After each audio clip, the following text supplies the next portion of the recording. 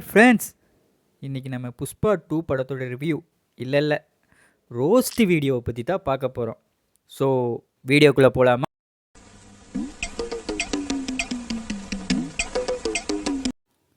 படத்தோட ஓப்பனிங்லேயே ஒரு harbour scene ஒன்று காமிக்கிறாங்க. இதில் அல்லு அர்ஜுனோட சண்டை ஒன்று காமிக்கிறாங்க. பார்க்கும்போதே டேய் இந்த படத்துக்கும் இந்த சீனுக்கு என்னடா சம்மந்தம் அப்படிங்கிற மாதிரி தான் இருந்துச்சு. அது பார்த்துட்டு இருக்கும்போது என் பக்கத்தில் இருக்கிற அல்லு அர்ஜுன் ஃபேன் ஒருத்தன் வந்து சொல்கிறான், டேய் என்னடா படம் சூப்பராக இருக்குது, வேறு லெவலில் இருக்குடா அப்படிங்கிற மாதிரி சொல்லிட்டு இருந்தான். டேய் என்னடா இதுவாடா அப்படின்னு கேட்கும்போது ஆமாண்டா சூப்பராக இருக்குடா அப்படிங்கிற மாதிரி சொல்லிட்டு இருந்தான். பார்க்கும்போதே எனக்கு தெரிஞ்சிருச்சு, ரைட்டு நம்மளை முட்டாளாக்கிறதுக்காக தான் இவங்கெல்லாம் படம் பண்ணிகிட்டு இருக்காங்க. ஸோ மூளையெல்லாம் கழட்டி வச்சுட்டு தான் நம்ம இந்த படத்தை பார்க்கணுங்கிறது வந்து தெளிவாக புரிஞ்சிருச்சுங்க. கட் பண்ணால் இப்போ ப்ரெசண்ட்டில் இருக்கிற விஷயத்தை காமிக்கிறாங்க. டேய் அப்புறம் எதுக்குடா தேவையில்லாமல் அந்த சீனை வச்சிங்க அப்படின்னு கேட்டால், அது அது தம்பி தேர்ட் பார்ட்டுக்கு லீடு கொடுக்கணும்ல, அதுக்காக தான் முன்னாடியே லீடு கொடுக்குறோம். ஏன்டா தேர்ட் பார்ட்டுக்கு லீடு கொடுக்குறேன்னா நீ ஃபைனலில் தானே கொடுக்கணும், ஏன்டா ஸ்டார்டிங்லேயே கொடுக்குறேன்டா?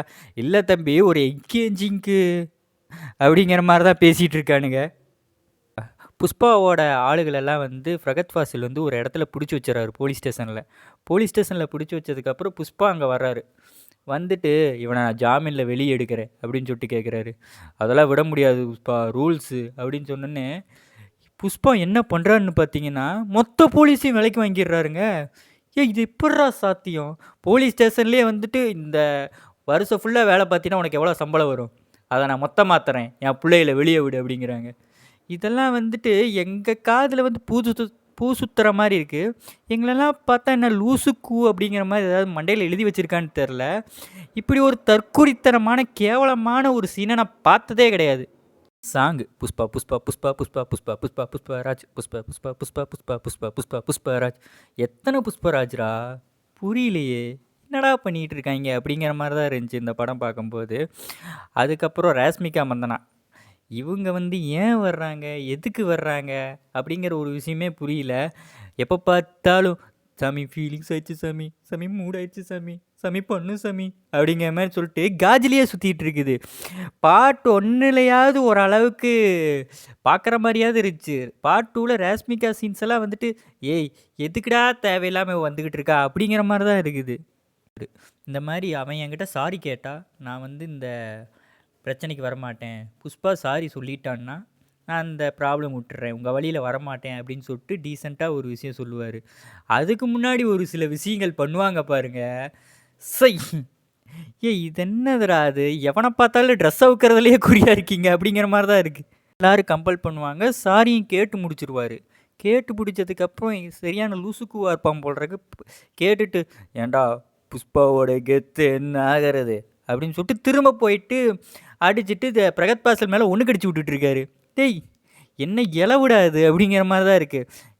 பைத்தியமாவேன் அப்படிங்கிற மாதிரி தான் இருக்குது இந்த படம் பார்க்கும்போது. இடத்துல வந்து சிஎம்மை போய் மீட் பண்ண போவாங்க. சிஎம் மீட் பண்ண போகும்போது வந்து இந்த மாதிரி சொல்லிடுவார், நான் கடத்தல்காரன் கூட எல்லாம் வந்து ஃபோட்டோ எடுக்கிறது இல்லை அப்படிங்கிற மாதிரி சொல்லிடுவார். அவங்க ஒய்ஃப் வந்து கேட்டிருப்பாங்க, சாமி நீ சிஎம் கூட ஃபோட்டோ எடுத்தீங்கன்னா ஹாலில் பெருசாக ஃப்ரேம் பண்ணி மாட்டணும்னு சொல்லிட்டு. அப்போ வந்து ஒரு விஷயம் சொல்லுவார், பொண்டாட்டி பேச்சை புருஷை கேட்கணும் அப்படிங்கிற மாதிரி சொல்லிவிட்டு நெக்ஸ்ட்டு சிஎம்மே மாற்றுற அளவுக்கு ஒரு இதில் இருக்கார். இதெல்லாம் என்ன ஒரு தற்குறிஸ்தனமான ஒரு சீனுன்னு சொல்லிட்டு எனக்கு சத்தியமாக புரியல. இதை பார்க்கும்போதே வந்து எந்த அளவுக்கு லாஜிக்கல் மிஸ்டேக்குங்க அப்படிங்கிற மாதிரி தான் இருக்குது. நம்மளாம் மூளையை கழட்டி வச்சுட்டு தான் படம் பார்க்கணும். சாரி கட்டிட்டு ஒரு ஃபைட் சீன் வரும். இதெல்லாம் பார்க்கும்போது ஏதோ வடகண்ட்ரியில் பார்க்குற மாதிரி தான் இருக்குது. இதில் வந்துட்டு சண்டை போடுறாங்க. அதில் ராஷ்மிகா ஒரு ஆக்டிங்கெல்லாம் பார்க்கும்போது இரிட்டேட்டிங்காக இருக்கும். நல்லா சண்டை போட்டுட்ருப்பாங்க. சண்டை போட்டு முடிச்சதுக்கப்புறம் ராஷ்மிகா டைலாக் பேசுவாங்க. பார்த்ததுக்கப்புறம் பேசுகிறாங்க பேசிக்கிட்டே இருக்கிறாங்க. இதெல்லாம் பார்க்கும்போது ரொம்ப பயங்கர இரிட்டேட்டாக இருக்குது. என்ன இலவிட அது நல்லா தானே சண்டை போயிட்டு இருந்துச்சு, இவதுக்கு தேவையில்லாமல் பண்ணிகிட்டு இருக்கா அப்படிங்கிற மாதிரி தான் இருக்குது. இது முடித்ததுக்கப்புறம் இந்த ஆளுங்க வந்து அந்த பொண்ணை வந்து தூக்கிட்டு போயிடுறாங்க. புஷ்பாவோட தங்கச்சியை தூக்கிட்டு போயிடுறாங்க. தூக்கிட்டு போனதுக்கப்புறம் அங்கே ஒரு ஃபைட் சீனு, அதெல்லாம் கடிச்சு விளாண்டுருக்காங்க. இதெல்லாம் பார்க்கும்போது இது என்னை விட்டுருங்கடா தயவு செஞ்சு, நான் இப்போ போயிடுறேன்டா, தெரியாமல் புஷ்பா படத்துக்கு வந்துட்டேன்டா அப்படிங்கிற மாதிரி தான் இருந்துச்சு. பொண்ணை காப்பாற்றி கூட்டிகிட்டு வந்துடுவார். அவங்க அண்ணனும் வந்து இவர் கூட பேசிடுவார். சரி ஹாப்பி எண்டிங்காக தான் முடிக்கிறாங்க அப்படின்னு பார்த்தா தேர்டு பார்ட்டுக்கு திரும்ப லீடு கொடுக்குறாரு. ஏன்னு பார்த்தீங்கன்னா அந்த ஒருத்தரை கொண்டிருப்பார் பார்த்தீங்களா, கொண்டுட்டு தான் அந்த பொண்ணை கூட்டிகிட்டு வந்திருப்பார். ரகுபதி பாபு தேர்டு பார்ட்டுக்கு வில்லைன்னு சொல்லிட்டு லீடு கொடுத்து முடிக்கிறாங்க. இதை பார்க்கும்போது ஆடியன்ஸோட மைண்ட் செட்டில் என்ன மாதிரி இருந்துச்சு, ஐயோ நான் விட்டுருங்க தயவு செஞ்சு நான் போயிடுறேன், இனிமேல் அந்த படத்தை பார்க்க வரவே மாட்டேன் அப்படிங்கிற மாதிரி தான் இருக்குது. மொத்தத்துல புஷ்பா படம் எப்படி இருக்குன்னு பார்த்தீங்கன்னா, ஒரு சீரியலே வந்து ஒரு பிரம்மாண்டமா எடுத்தா எப்படி இருக்கும்? அந்த மாரி தான் இருக்கு.